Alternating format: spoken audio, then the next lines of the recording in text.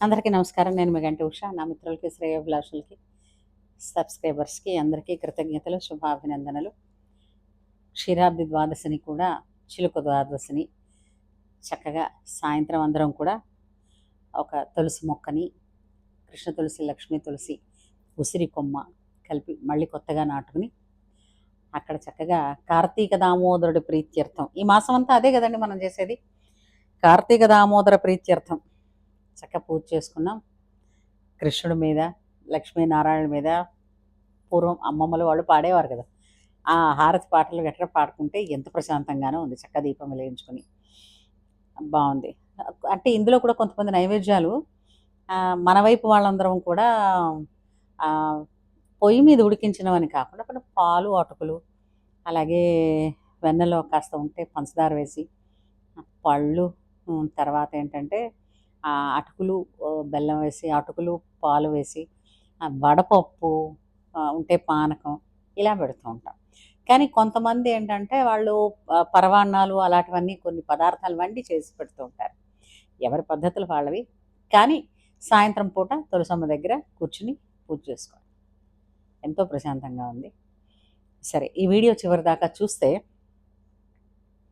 మనకి ఉపయోగపడే విషయాలు ఎప్పుడూ ఉంటాయి అన్న సంగతి మీకు తెలుసు.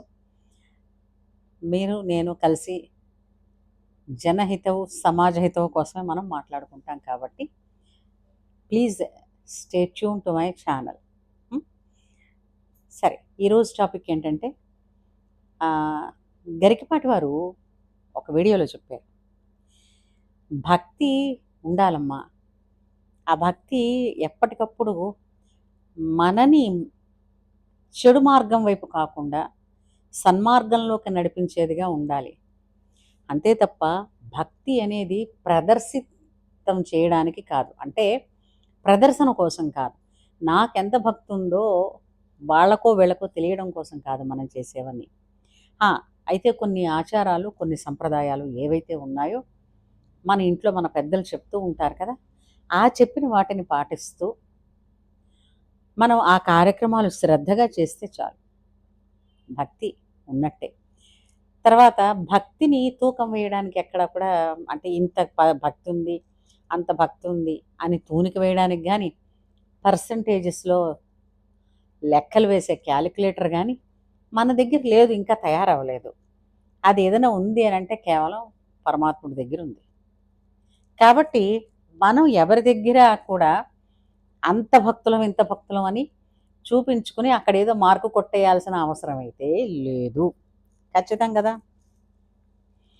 ఇంకోటి ఏంటంటే, ఇతర మతస్థులు హిందూ సనాతన ధర్మం మీద కొంచెం వేలు పెట్టి చూపించడానికైనా, ఇలాంటి కొన్ని వెక్కిరించే పనులు చేయడానికైనా అవకాశాలు కొంచెం మనం ఇస్తున్నామేమో అనిపిస్తుంది. జాగ్రత్త పడాలండి. ఎందుకంటే పుణ్యతిథులు, పర్వదినాలు ఇలాంటప్పుడు దేవదర్శనాలు, అంటే ఆలయాలకు వెళ్ళి, కొన్ని క్షేత్రాలకు వెళ్ళి దర్శనం చేసుకోవడం అన్నది చాలా కష్టతరమైనటువంటి పని. ఎందుకంటే చాలా రద్దీగా ఉంటుంది. చాలా అంటే ఎప్పుడూ వచ్చేదానికన్నా ఖచ్చితంగా పర్వదినాలలో, పుణ్యతిథులలో 4-5 రెట్లు ఎక్కువగా ఉంటుంది, లేదా 10 రెట్లు కూడా ఎక్కువగా ఉండొచ్చు. అలాంటప్పుడు పెను ప్రమాదాలకి అవకాశం ఉంటుంది. ఉదాహరణ సహజంగా మనకి ఎప్పుడు రెగ్యులర్గా కనిపించేది ఏంటంటే మనుషులు తప్పుకోవడం, పిల్లలు తప్పుకోవడం, అట్లాగే వస్తువులు ఏమైనా ఉన్నాయనంటే పర్సులు కావచ్చు, మెళ్ళో కావచ్చు, ఏమైనా వస్తువులు ఉన్నాయంటే పోవడం. ఏమీ కాకపోతే చెప్పులు కూడా పోగొట్టుకొని వచ్చిన వాళ్ళు ఉన్నారు మనకి. సో అడుసు తొక్కనేల, కాళ్ళు కడగనేల. పర్వదిన దినాలలోనూ, పుణ్యతిథులలోనూ దేవాలయాలకు వెళ్ళకూడదా అండి? ఖచ్చితంగా వెళ్ళొచ్చు.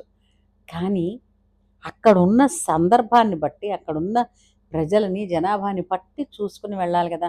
మనం వెళితే మన వల్ల ఒకడికి ఇబ్బంది కలగకూడదు, ఒకడి వల్ల మనం ఇబ్బంది పడి ఇంటికి వచ్చి మరి 4 రోజులు పడుకోకూడదు కదా.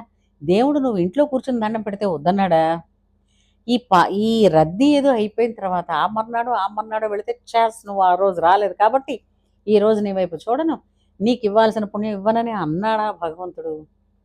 అలా అనున్నా బాగుండేమో, ఆయన ఏమనుడు, మనము ఎప్పుడు పెందరాడే మనం ఎప్పుడు లేచినప్పుడు ఆయనకి పూజ చేస్తే పోని అలాగే పడుతున్నాడు.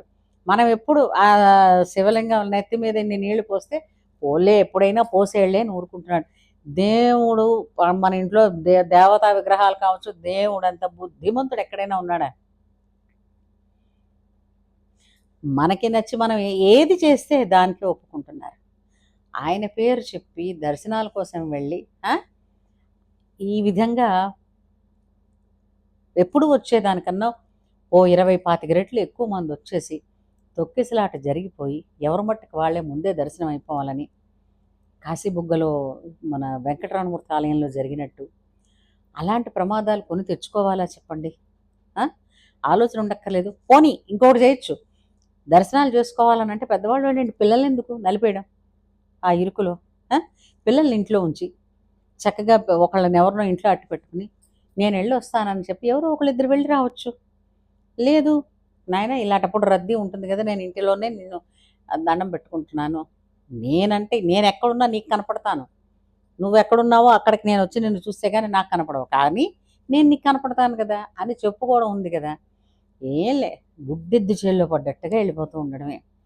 కనీసం కొంతమంది ఏం చేస్తారంటే అంతమంది రష్ చూసిన తర్వాత అయినా అయ్య బాబోయ్ ఇవాళ చాలామంది ఉన్నారు, పర్వాలేదు ఇక్కడి నుంచే దండం పెట్టుకుంటాను, ఆయనకి తెలియదేంటని అనుకుని సంతృప్తి పడి వెళ్ళిపోవచ్చు. అని లేదు, అక్కడ సంతృప్తి ఇవన్నీ పక్కన పెడితే భక్తి కన్నా కూడా పట్టుదలలు ఎక్కువైపోతాయి, పిచ్చి పట్టుదలలు.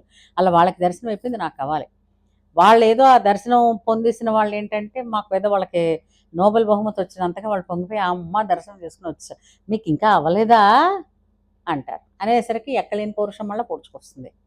అలాంటప్పుడు ఇలాంటి ప్రమాదాలన్నీ వస్తాయి. ఆ దేవాలయానికి వెళ్ళారట, అక్కడ అలా జరిగిందట. ఆ దేవాలయం మీద దేవాలయంలో ఉన్న దేవుడి మీద నలుగురు మాట్లాడుకోవడానికి అవకాశం మనం ఇచ్చిన వాళ్ళం అవుతున్నాం, అవునా కదా? అందుకని సహజంగా ఇలాంటివి ఉంటాయి అన్నప్పుడు దైవ దర్శనాలు మాత్రమే కొంతమందికి పెట్టారు. ఎందుకంటే నిత్య పూజ ఇంట్లో చేసుకోవడం అన్నది అలవాటు లేని వాళ్ళు, నిత్య పూజ చేసుకోని వాళ్ళు, వాళ్ళకు మంత్రమో జపమో తపమో లేని వాళ్ళు, వాళ్ళు వచ్చి దర్శనం చేసుకుని దర్శనం దుఃఖనాశంచ స్పర్శనం పాపనాశనం అన్నారు.